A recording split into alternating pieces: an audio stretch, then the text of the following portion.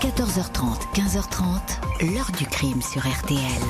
Jean-Alphonse Richard. On voyait du sang partout sur le lit. Vraiment le matelas imbibé de sang. On voyait du sang sur la tête de lit, du sang par terre, des meubles renversés, cassés, des éclats de verre partout. Bonjour, chambre 503, ne pas déranger, un meurtre est en cours.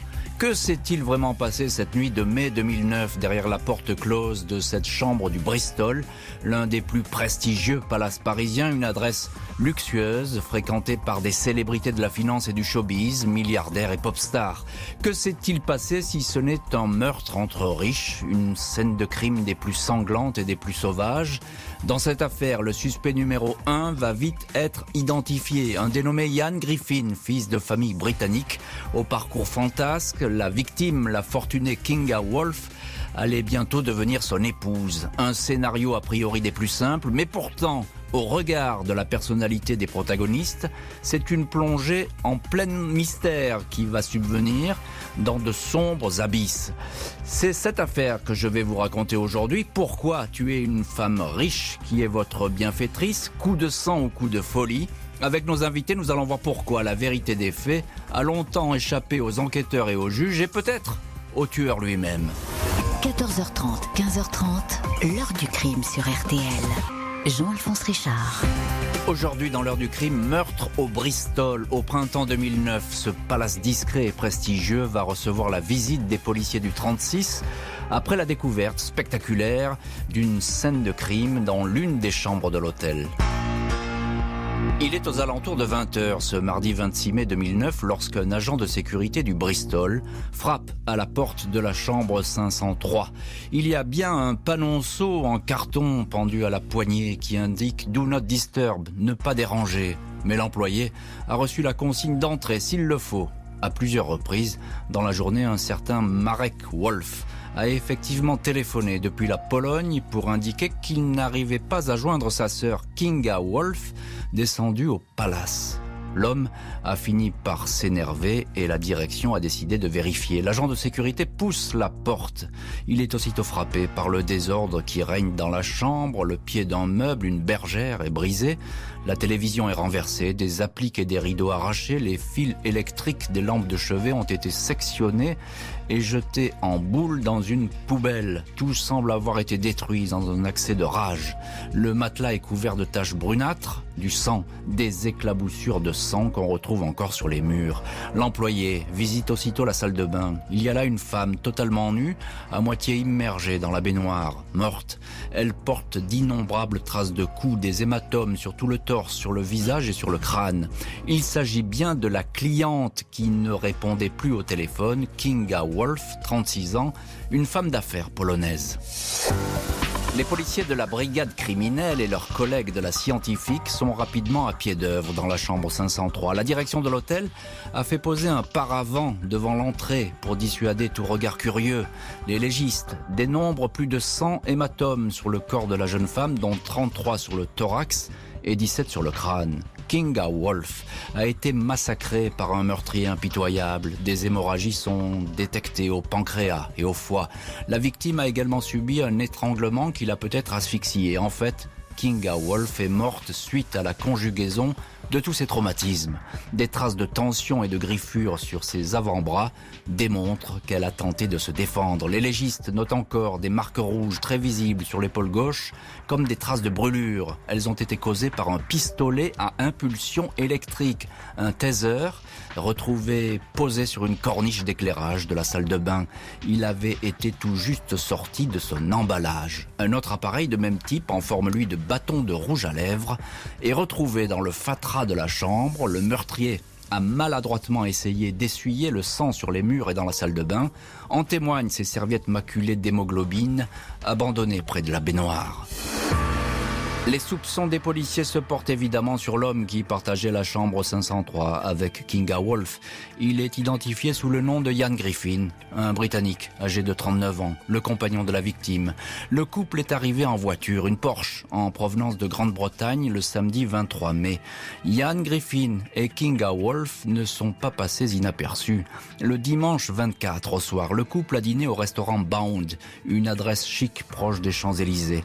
Le personnel se souvient de ce dîner, tout se passait bien quand l'homme, visiblement ivre et énervé, selon une responsable du restaurant, a jeté son verre de vin et quitté la table. Il était 00h30, la femme, en pleurs, a essayé de le rattraper, mais l'homme s'est engouffré dans un taxi. Ian Griffin s'est installé au bar du Bristol où il a bu 2 vodkas.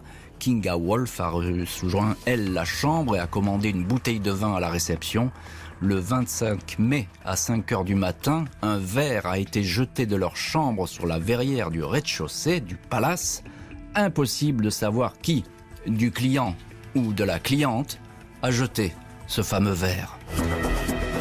Et on va voir bien sûr ce qui va se passer par la suite, les recherches notamment pour retrouver Ian Griffin qui reste pour le moment invisible.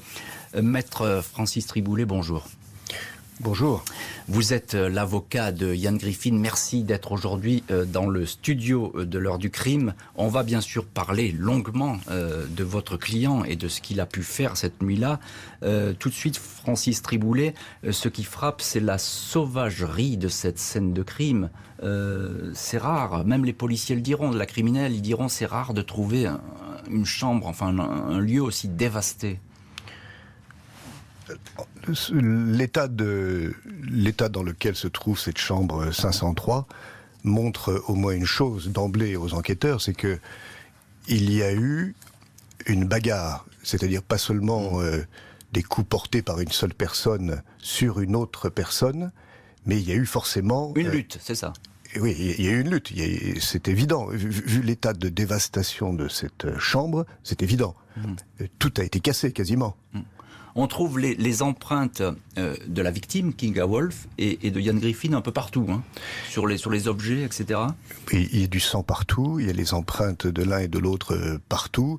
C'est plus facile de dénombrer les objets qui n'ont pas été abîmés que ceux qui ont été détruits. Enfin, c'est quasiment une scène de guerre qui a eu lieu là. Et pourtant, un petit détail, personne n'a rien entendu dans ce palace feutré. Ça, c'est l'avantage des palaces, c'est que les chambres sont bien insonorisées. Tout est très feutré, effectivement. Et donc, il y avait, je crois, d'ailleurs, il n'y avait pas grand monde, je crois, à l'étage, quand ça s'est passé autour, hein, dans les chambres autour. C'est ce que j'ai cru lire. Oui, le taux d'occupation du palace n'était pas à 100%. Les constatations policières en font état. Bonjour, maître Guillaume Trainard. Bonjour. Et merci vous aussi d'être dans le studio de l'heure du crime. Alors, c'est la partie opposé, si je puis dire. Hein. Vous êtes l'avocat des parties civiles et de la famille de Kinga Wolf. Je dis tout de suite, on n'est pas ici pour faire un débat, mais chacun est libre de s'exprimer. Il y a donc cette femme qui est morte, que l'on retrouve dans la baignoire. Est-ce que vous pouvez nous dire, maître Trainard, qui est déjà Kinga Wolf? Qui est la victime? Alors, Kinga Wolf, c'est une femme d'origine polonaise, elle est de nationalité polonaise. Elle a repris, elle a 35 ans hein, quand elle rencontre Ian Griffin, et elle a repris depuis quelques années la société familiale Vegex, qui est une société d'import-export de produits agroalimentaires en Pologne. Hein. Et de cette petite société familiale, elle en a fait une multinationale. C'est vraiment l'histoire, Kinga Wolf, d'une femme à succès. Elle est partie de pas grand-chose, d'une petite société, et elle en a fait vraiment une des premières sociétés d'export d'agroalimentaire polonaises. Elle est connue d'ailleurs en Pologne. Hein, elle est connue en Pologne, elle a beaucoup de succès, elle vit en Angleterre depuis plusieurs années, et elle est très riche. Elle a été mariée, je crois. Hein. Elle a été mariée à un autre homme, duquel elle a divorcé. Elle a rencontré Ian Griffin au mois de mai 2009. Elle l'a rencontré depuis à peu près 1 an. Ça fait 1 an qu'ils sont ensemble. Maître Francis Triboulet, avocat de Ian Griffin, c'est le coup de foudre entre Kinga Wolf et Ian Griffin quand ils se rencontrent? Oui, c'est l'histoire que l'on raconte. Ce qui est intéressant, c'est que le jour des faits, ils se promènent aux Champs-Élysées, à la galerie Point Chaud, et il y a un vendeur d'électronique qui viendra dire dans le dossier qu'il les avait vus se promener bras dessus, bras dessous, et qu'ils avaient l'air d'un couple très, très amoureux. Très unis. Oui. C'est là d'ailleurs qu'ils vont acheter les fameux tasers, les pistolets là. Exactement. Est-ce qu'ils disent à ce moment-là pourquoi ce qu'ils comptent en faire? Alors, ce que dira Ian Griffin par la suite, c'est qu'ils se rendaient donc sur leur bateau, sur le yacht qui appartenait à Kinga, et pour se protéger contre d'éventuelles intrusions, ils avaient décidé de faire l'acquisition de ces tasers. D'accord, donc il n'y avait pas c'était pas une acquisition. Non, et puis Ian Griffin, il est passionné de gadgets. Il avait créé une société pour distribuer des gadgets, et le taser aussi l'intéressait pour ça. C'est un peu c'est un type assez immature, hein. Oui, il est resté effectivement adolescent, même en atteignant l'âge adulte. Oui, c'est ce qu'on va voir d'ailleurs. Hein. Comme pas mal d'hommes, mais lui, c'est particulièrement visible. Particulièrement. Encore une question, Maître Traînard. Un couple qui est amoureux, il y a eu un coup de foudre, c'est évident. Hein, il y a eu une attraction mutuelle entre ces deux personnes. Et pourtant, c'est un couple en crise, là. Parce que je racontais la scène du restaurant, mais il y a d'autres témoignages qui vont dans ce sens-là. C'est un couple amoureux, indiscutablement. Néanmoins, c'est un couple qui est en crise depuis toujours. Depuis toujours. Ils ont une relation extrêmement conflictuelle, qui est faite de violence morale, ça c'est une certitude, de violence physique aussi. Il y a des faits qui ont été rapportés. On est sur l'histoire d'un couple avec des violences conjugales sous-jacentes depuis plusieurs mois. C'est un peu « je t'aime moi non plus » en permanence. Hein. C'est « je t'aime moi non plus » sur un fond de violence psychologique et physique. Ian Griffin a pris le large, il a quitté l'hôtel en voiture. La brigade criminelle met tout en œuvre pour le retrouver. 3 jours après la découverte du corps de Kinga Wolf, un mandat d'arrêt est émis contre son compagnon britannique. Après la découverte du corps sans vie de Kinga Wolf, les enquêteurs de la brigade criminelle veulent savoir où est passé Ian Griffin, témoin numéro 1 dans cette affaire d'homicide. Les policiers savent que le lundi 25 mai, vers 13h30, veille de découverte du corps, et alors que Kinga Wolf était sans doute déjà morte, Ian Griffin s'est fait monter 3 cafés dans la chambre. Il a récupéré lui-même le plateau sur le pas de la porte, vêtu d'une simple serviette de bain autour de la taille. La vidéosurveillance du Bristol le montre ensuite en train de quitter l'hôtel, seul, vers 16h30. Le client a alors donné pour consigne de ne pas réveiller sa compagne qui souhaite dormir, explique-t-il. Il a repris sa Porsche Carrera au garage où le gardien l'a trouvé très nerveux. Aucun des employés n'a remarqué une quelconque trace de blessure. À 19h44, la Porsche est flashée à 178 km/h sur la route nationale entre Roye et Amiens. Ian Griffin a manifestement passé la nuit dans le secteur de Calais puisque la présence de sa voiture sur le ferry pour l'Angleterre n'est signalée que le lendemain, mardi 26 mai à 13h44. Voiture ensuite localisée devant la propriété des parents de Ian Griffin dans le comté du Cheshire. Ian Griffin est bel et bien en fuite et espère sans doute échapper aux autorités françaises. De toute évidence, l'homme cherche à se cacher. Après avoir appris la mort de Kinga Wolf, l'agente immobilière qui leur loue une grande maison à Oxshott, au sud de Londres, s'est rendue dans la demeure. Quelqu'un venait de la quitter précipitamment, les lumières étaient allumées et la cuisine en désordre. Ian Griffin a par ailleurs été aperçu dans la marina de Shepperton où il souhaitait récupérer son bateau de 18 pieds baptisé Madog. Il n'a pas pu le faire, l'embarcation était en réparation. Il a alors demandé s'il pouvait acheter un hors-bord, mais aucun n'était à vendre. La police anglaise a désormais pour ordre de signifier à Griffin son arrestation 1er juin. Un habitant de Warrington, là où se trouve la maison des parents de Griffin, le retrouve errant, débraillé et halluciné dans un jardin. Une corde est pendue à un arbre et il a les poignets mutilés. Griffin raconte à l'homme qu'une dispute avec son ami s'est mal terminée. Elle lui a sauté dessus. En se dégageant, il lui a porté un coup. La femme avait sur elle un couteau ou un tournevis. Le lendemain, il l'avait trouvée très pâle. Elle était froide. Il avait tenté de la réveiller en la plaçant dans la baignoire. Ian Griffin est incarcéré dans un état de grande anxiété, des hallucinations causées par le manque d'alcool, écrira le docteur John Parker. La procédure d'extradition promet d'être longue. Les autorités françaises doivent pour l'instant se contenter des auditions nombreuses de la police du Cheshire dans le cadre de la demande d'entraide pénale internationale. Les parents du suspect, Janet et Bernard Griffin, indiquent que leur fils leur a demandé de venir le chercher près de Calais après le drame. Il leur a raconté que Kinga l'avait agressée en lui lançant des objets. Il avait constaté le lendemain qu'elle était morte. Il pensait qu'elle s'était suicidée par overdose. Tracy Baker, ex-petite amie de l'intéressé, indique que Yann lui a téléphoné depuis la France pour lui dire qu'il avait été menacé par un pistolet électrique en forme de tube de rouge à lèvres. Elle décrit Kinga comme une femme possessive, violente, et lui comme un homme non violent. Les proches de Kinga donneront vite un tout autre son de cloche, décrivant Ian Griffin comme un homme qui profitait de l'argent de la femme d'affaires. Il la battait. En octobre 2008, en Angleterre, le couple avait mutuellement déposé plainte l'un contre l'autre à l'issue d'une altercation. L'affaire était alors restée sans suite. Maître Francis Triboulet, avocat de Ian Griffin, est aujourd'hui dans le studio de l'heure du crime. On vous retrouve avec cette espèce de fuite un peu désespérée de Ian Griffin après ce qui s'est passé au Bristol. Il a vraiment l'intention de se suicider, on peut le croire ? Lorsque Ian Griffin a été retrouvé par la police anglaise, il portait sur les poignets des traces de coupures. Il était hagard dans les bois, totalement perdu. Vous avez dit tout à l'heure qu'il avait essayé de rejoindre son bateau en précisant que c'est un bateau de 18 pieds. Mais 18 pieds, ça fait 18 feet, et ça fait 5 mètres,48. C'est une petite coque de noix. Un petit hors-bord. C'est un petit hors-bord, mais pour aller où ? Certainement pas aux États-Unis. Donc c'est également une action qui correspond pas à grand-chose.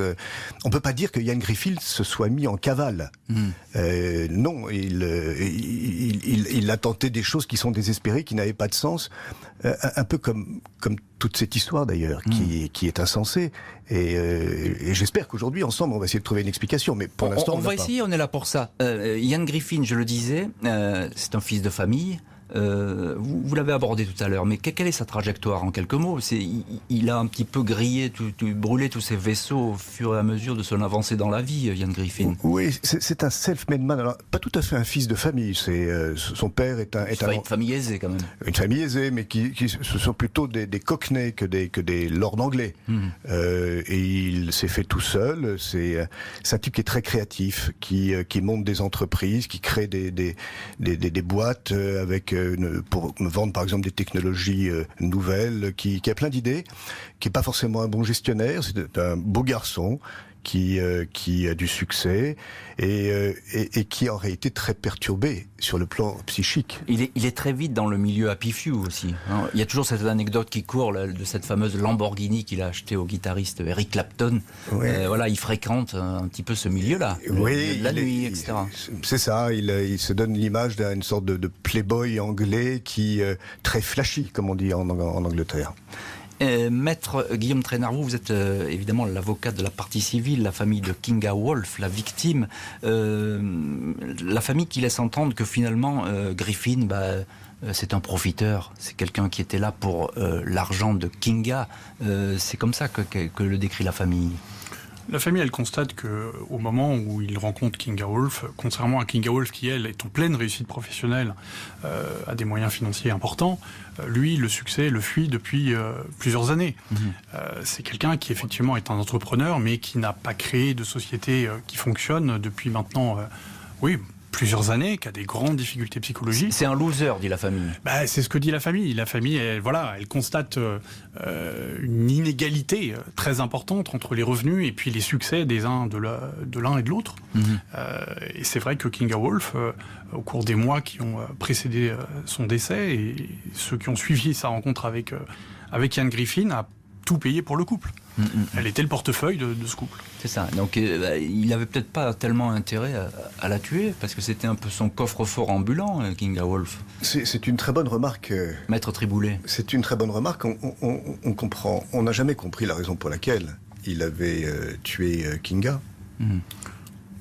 Si ce n'est un accès de folie pur et simple. Je voudrais que vous nous disiez un mot, tous les deux, sur Tracy Baker, l'ancienne petite copine de Ian Griffin, parce qu'elle aurait servi presque de déclic. Alors, du côté de Griffin, on dit que Kinga Wolf était jalouse de Tracy. Est-ce que c'est vrai, ça a été avéré ?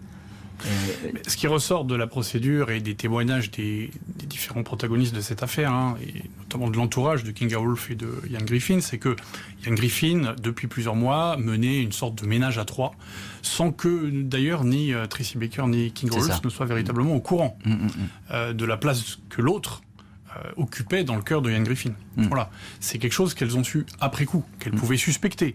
Mais c'est vrai qu'il y avait de la jalousie, c'est vrai que la relation entre Ian Griffin et Kinga Wolf était une relation extrêmement tumultueuse pour plusieurs raisons. Je veux dire par là, c'est un élément déstabilisant, finalement, cette présence, ce ménage un peu insolite à trois. Maître Triboulet, avocat de Ian Griffin, il est incarcéré là, à ce moment-là, en Angleterre. Il attend son extradition. Il est suivi par des psychiatres à ce moment-là. Il va être examiné longuement. Oui, moi, la première fois que j'ai rencontré Ian Griffin, c'était dans sa prison anglaise, la prison de Wandsworth. Ah, très bien. Juste à côté de Londres, près de Wimbledon. Et c'est assez étonnant d'ailleurs, parce que c'est une vieille prison, un peu comme Fresnes, mais où le châtiment corporel a été en vogue pendant très très longtemps, plus lorsque Ian Griffin y a été incarcéré, mais c'est amusant parce que lorsque vous arrivez dans une prison anglaise et que vous voulez rencontrer votre client, vous êtes à un parloir, mais c'est pas un parloir à la française, c'est un grand parloir commun où on vous sert des petits gâteaux et du thé. Et en deux mots, quel souvenir vous avez de Griffin à ce moment-là? La première impression qu'il vous a fait? D'un homme dévasté. 2 ans après la mort de Kinga Wolf, Ian Griffin est extradé vers la France où la justice le considère comme un meurtrier. Il va pouvoir alors s'expliquer devant un juge d'instruction, mais que va-t-il dire ? Le 12 mai 2011, Ian Griffin, tout juste extradé d'Angleterre, est mis en examen pour homicide volontaire sur la personne de Kinga Wolf. Il admet une dispute au soir du 24 mai 2009, mais conteste la version de l'enquête. Selon lui, Kinga n'aurait pas apprécié d'être repoussée alors qu'elle désirait que son compagnon lui fasse l'amour. Elle serait alors rentrée dans une rage folle. C'est elle qui très certainement a alors brisé tous les objets dans la chambre. Il décrit Kinga comme coutumière de ce genre de crise. Ne lui avait-elle pas cassé 2 côtes lors d'une précédente dispute ? Griffin ne conteste pas les coups et la centaine d'hématomes relevés sur le corps de la victime, mais il lui est incapable de dire ce qui s'est vraiment passé. Il ne revoit que les traces de sang qu'il tente d'éponger dans la salle de bain. Il explique que Kinga était sur le lit, mais il ne s'était pas rendu compte qu'elle saignait beaucoup au niveau de la tête. Il l'avait alors transportée dans la salle de bain pour lui donner un bain afin de la réchauffer. Il n'aurait pris conscience de la mort que plusieurs minutes après. L'avocat des parties civiles ne manquera pas de souligner ce trou noir mémoriel du suspect. Il se souvient des heures qui ont précédé et suivi la mort de Kinga, mais il a juste oublié le moment où il l'a tuée, soit tout ce qui concerne sa responsabilité, confie maître Guillaume Traînard. Ian Griffin ne va pas beaucoup varier dans sa version. Il explique avoir voulu rentrer en Angleterre, non pas pour fuir, mais pour se suicider. Il pensait alors que Kinga avait fait une overdose de médicaments, ce qui aurait causé sa mort. L'expertise toxicologique de la victime établit qu'elle avait 1,03 g d'alcool dans le sang et avait effectivement ingéré un cocktail de médicaments, mais à des doses thérapeutiques. Pas de traces de stupéfiants retrouvés dans ses cheveux, mais confirmation de prise régulière de somnifères, bromazépam et zolpidem. Griffin se présente encore comme un homme non violent qui affirme n'avoir jamais frappé une femme de sa vie.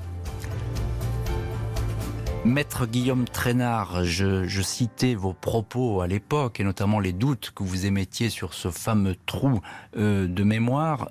Aujourd'hui encore, il y a eu des procès, on va en parler, mais aujourd'hui encore, vous doutez de ce trou noir de la mémoire chez Ian Griffin ? Les déclarations d'Ian Griffin, en réalité, ont évolué au cours de la procédure. Il a commencé par dire qu'il se souvenait qu'il avait été attaqué par Kinga. Et qu'il s'était défendu. Et puis, quand on lui a opposé les constatations matérielles, c'est-à-dire une chambre dévastée, vous l'avez dit tout à l'heure, plus de 100 hématomes sur le corps de Kinga Wolf, alors même que lui, aucun hématome et aucune blessure n'ont été constatés sur son corps, ni par les employés du Bristol qui l'ont vu après les faits, ni par ses parents qui ont témoigné dans la procédure. Et après ça, il a dit qu'il ne se souvenait plus.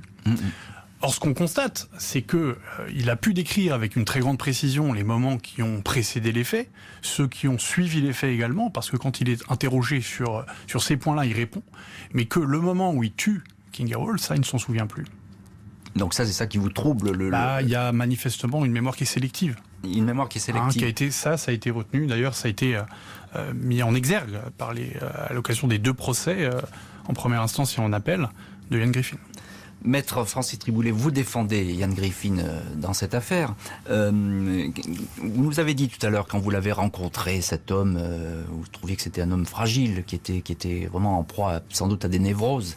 Quel effet vous fait-il au fur et à mesure de vos rencontres? Cette fameuse absence de mémoire, qui est tout de même troublante. Je suis un petit peu maître traînard là-dessus. C'est quand même bizarre de ne pas se souvenir de ce qui s'est passé précisément lorsque vous avez fait quelque chose de terrifiant. Ne pas se souvenir de ce qui s'est passé lorsqu'il s'agit de faits aussi épouvantables, aussi terrifiants, c'est dévastateur pour celui qui est accusé de ces faits-là. Vous imaginez bien que la première chose que son avocat a pu lui dire, c'est surtout, il faut vous expliquer, il faut que vos juges comprennent ce qui s'est passé. Et s'ils ne comprennent pas, ils vous en tiendront rigueur et la sanction sera d'autant plus lourde. On a préparé ensemble sa défense pendant plusieurs années. Et il a été incapable. Il était incapable. Il a compris l'enjeu, mais il a été incapable de se rappeler de ce qui s'est passé. Alors, à mon tour, j'ai essayé de voir si c'était possible de ne pas se souvenir. Et j'ai interrogé un addictologue qui est venu témoigner devant la cour d'assises de Paris et qui a expliqué que l'association de certains médicaments, les benzodiazépines avec de l'alcool, pouvait entraîner des gaps de mémoire. Bon. Donc techniquement, pour répondre à votre question, oui, il est possible qu'il ne se souvienne de rien. Et c'est effectivement un point qui va être au centre de ces procès. Maître Guillaume Traînard, juste un petit mot, mais Kinga Wolf, elle prend beaucoup de somnifères, beaucoup de produits, etc. pour dormir, non? Pas vraiment, non. Elle en prend un petit peu depuis justement qu'elle est avec Ian Griffin. Elle traverse, ça a été mis en exergue par beaucoup de témoignages, elle traverse une période de dépression depuis qu'elle est avec Ian Griffin. Ils vivent une relation qui est extrêmement conflictuelle et dévastatrice pour elle. Même si sa mémoire lui joue des tours, Ian Griffin va être renvoyé devant une cour d'assises. Reste à savoir quelle ligne de défense il va alors adopter et si ces absences de mémoire vont excuser une éventuelle culpabilité. Lundi 1er décembre 2014, 5 ans après la mort de Kinga Wolf, Ian Griffin, 45 ans, est dans le box des accusés de la cour d'assises de Paris. Il était depuis plusieurs mois placé sous bracelet électronique. Il se déplace avec des béquilles suite à une grave pathologie des membres inférieurs contractés en détention. Quand il prend la parole, sa voix est quasiment inaudible. Il assure n'avoir aucun souvenir de cette nuit où la chambre du Bristol a été dévastée et au cours de laquelle Kinga Wolf a succombé sous les coups. « Je sais que ça n'a aucun sens, mais je ne me souviens pas, dit Griffin. Je n'ai jamais dit que la vérité, je ne me souviens pas, c'est la vérité de Dieu. Si j'avais pensé une seconde qu'un docteur pouvait l'aider, j'aurais appelé. » Ian Griffin se souvient simplement s'être réveillé dans une chambre sans dessus-dessous. Il dit avoir passé des heures à ranger quand le président l'interrompt et lui demande « Et Kinga ?» L'accusé répond « Je l'ai trouvée dans l'après-midi entre les matelas. Je l'ai mise dans le bain. Elle était froide. » Les explications de Ian Griffin, forcément nébuleuses et partielles à cause du blackout dont il souffre, ne permettent pas de faire avancer le dossier. Pour son avocat, maître Francis Triboulet, c'est du côté du cerveau dérangé de l'accusé qu'il faut chercher une explication. Griffin serait irresponsable de ses actes. L'enquête de personnalité a décrit un homme qui, très jeune, avait été dépassé par des troubles du comportement et qui n'a jamais été pris en charge par des psychothérapeutes. Les rapports des experts décrivent une personnalité de type borderline, perturbé, émotionnellement instable, mais aussi un individu manipulateur qui s'adapte très bien à la présentation des choses selon les circonstances. Griffin paraît être malade, mais les jurés le jugent coupable du meurtre de Kinga Wolf. 20 ans de prison. Maître Guillaume Trainard, vous êtes dans cette affaire et dans ce procès l'avocat de la famille de Kinga Wolf. Très simplement, quel est l'homme qui se présente, que vous avez en face de vous aux assises? Est-ce que vous vous attendiez à ce genre de personnage? Oui, parce que on avait quand même ces déclarations dans la procédure. On savait que Ian Griffin n'apportait pas véritablement d'explication à son acte. Soit parce qu'il ne se souvenait pas, soit parce qu'il pensait uniquement avoir été attaqué et s'être défendu. La procédure, les constatations matérielles qui ont été faites sur le corps de la victime ont permis de démontrer que la réalité était différente de ce qu'il pouvait prétendre. Son positionnement en première instance a pu effectivement irriter la cour d'assises parce que on avait l'impression qu'on avait je ne me souviens pas de réponse à des faits quand même extrêmement graves et que on attendait peut-être plus que ce qu'il a pu donner. Ouais, c'est ça. On ne comprend pas que ça soit aussi verrouillé finalement, que sa mémoire à ce point-là. Il est verrouillé et c'est vrai que cette absence de réponse, c'est quelque chose qui, pour les parties civiles, pour la famille de Kinga Wolf, c'est quelque chose d'extrêmement douloureux, difficile à comprendre et difficile à accepter. Ouais, c'est ça. Donc il y a de la rage aussi. Pas de la rage. Il y a de la frustration de ne pas réussir à comprendre les raisons pour lesquelles Kinga Wolf est morte sous les coups de son compagnon. Ne pas avoir un début de vérité de la part de l'intéressé. Absolument. C'est surtout ça. Maître Triboulet, vous êtes à ce procès, l'avocat de Ian Griffin. Vous êtes dans cette salle d'assises, tout près de lui. Qu'est-ce que vous sentez? Comment vous essayez de parler avec lui? Qu'est-ce qu'il vous dit? Comment vous essayez de progresser dans ce procès, de l'accompagner? Il est absent de son procès. Il est absent à partir du moment où il a déclaré qu'il ne se souvenait pas des faits. Et il n'est pas présent et il ne sera pas partie prenante à son procès. C'est donc un homme qu'il devient extrêmement difficile de défendre. On n'arrive pas à trouver de raison, de motif rationnel, de mobile à cet acte. Donc peut-être est-ce qu'il faut chercher, peut-être faut-il chercher dans l'irrationnel. Il n'y a pas de raison parce que c'est pas un crime passionnel en ce sens qu'il n'était pas jaloux d'elle. Il ne lui reprochait pas sa vie intime. Ce n'est pas ce qui s'est passé, par exemple. On peut pas calquer sur notre histoire ce qui s'est passé entre Bertrand Cantat et Marie Trintignant. Ouais. C'est pas des gestes comme ça de porter des coups très violents portés parce que on est pris d'une folie meurtrière de jalousie. Non, c'est pas ça. C'est pas ça. C'est pas non plus pour prendre son argent à Kinga, puisque justement, en tuant Kinga, il se prive de sa source de revenus. C'est ça. C'est pas ça non plus. Alors, qu'est-ce que ça peut être? Quelle est la raison? Eh bien, cette raison, elle n'existe pas. Donc, il faut regarder du côté des raisons qui sont du domaine de l'absence de raison. Donc de la psychiatrie. Et bien évidemment, et c'est pour ça que les psychiatres ont eu effectivement, comme souvent dans les affaires criminelles, ont eu un rôle très important à jouer. Maître Trainard, encore un mot. Est-ce qu'il s'excuse à ce premier procès, parce qu'il va y avoir un procès en appel, est-ce qu'il s'excuse à ce premier procès, Griffin? Dans mon souvenir, il n'y a pas d'excuses véritablement qui sont prononcées par Ian Griffin, tout simplement parce qu'à partir du moment où il indique qu'il ne se souvient de rien, on a envie de dire qu'il n'y a pas d'excuses de son côté à formuler. Maintenant, je voudrais quand même revenir très rapidement sur ce que dit Francis Triboulet. Moi, je pense que cette affaire, en réalité, c'est pas une affaire de psychiatrie. Il y a une part de psychiatrie parce qu'il a été reconnu par la cour d'assises d'appel comme ayant un discernement altéré, non pas aboli, mais altéré. Il n'est pas question de contester le fait que c'est quelqu'un qui avait des difficultés psychiatriques et qui était borderline. Mais en réalité, on est sur un crime qui est malheureusement un crime très commun, qui est violence conjugale. On est sur des violences conjugales qui vont jusqu'au bout, jusqu'au décès de la victime. On est sur un couple où la violence est consubstantielle. C'est ça qu'il faut bien comprendre. Ça fait plusieurs mois que cette violence, elle existe au sein de ce couple. Elle est physique, elle est morale, elle vit sous emprise de son compagnon. Et ce jour-là, on est sur l'aboutissement de cette relation. Ian Griffin est incarcéré. Il continue d'affirmer n'avoir plus aucun souvenir de la nuit au cours de laquelle Kinga Wolf est morte. Il est bien décidé à faire appel. Un nouveau procès, seule chance pour lui de prouver sa bonne foi. Lundi 4 avril 2016, Ian Griffin est à nouveau devant les juges et les jurés, cette fois de la cour d'assises d'Evry. Sa maladie, une neuropathie qui paralyse les membres inférieurs, s'est aggravée. Il comparaît en fauteuil roulant. Je conteste, dit-il d'emblée, c'est l'intention que je conteste. À aucun moment, donc, Griffin n'aurait eu l'intention de tuer une femme qui lui offrait tout ce dont il avait besoin.